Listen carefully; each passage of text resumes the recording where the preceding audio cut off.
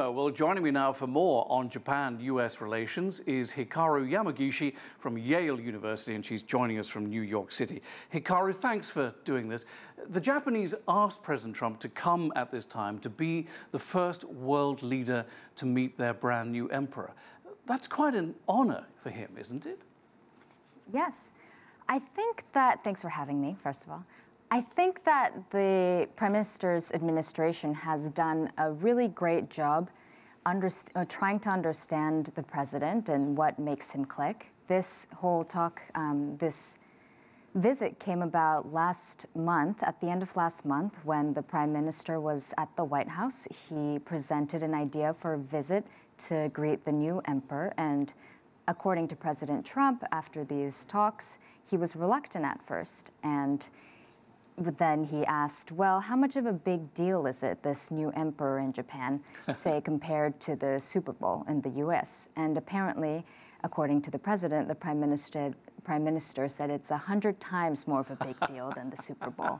And the president said, then I'll be there. I will go to Japan for this. Well, I think that's a great story. Thank you for telling us that. But there is a price to be paid, isn't there? Because both sides are at odds with each other over trade. But broadly speaking, basically, what are the two issues that play big in either side's mind regarding trade? So from Japan's point of view, so even if, they have seemingly this great rapport, the Trump administration has viewed Japan as a threat. There are still restrictions on Japanese steel, and it's been a long-standing threat from the administration that they're going to put tariffs on autos from Japan and auto parts as well.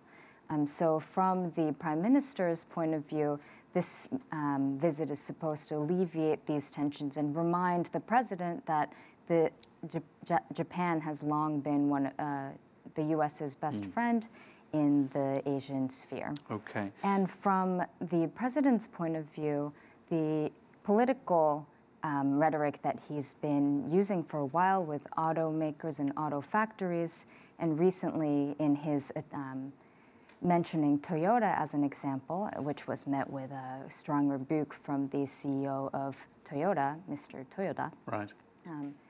Has been Japanese success and Japanese auto success is a very hot political issue as well.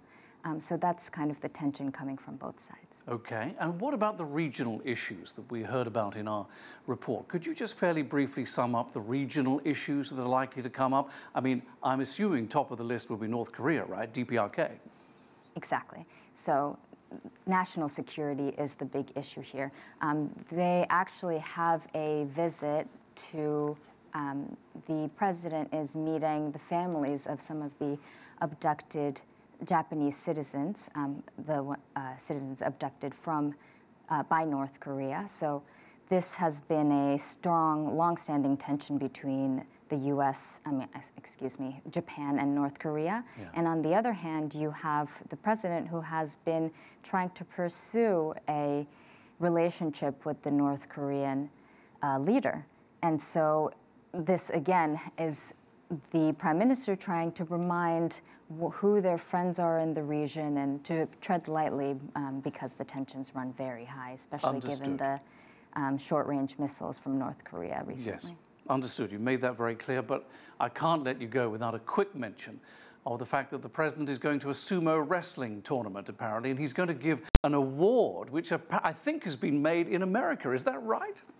Yes, the president was sure to say that it was all made in America. It's called the President's Cup. It's quite tall. I think it's just under 5 feet or so, and it's 20-something kilos, I think. And the president will present this to the winner of the wrestling match.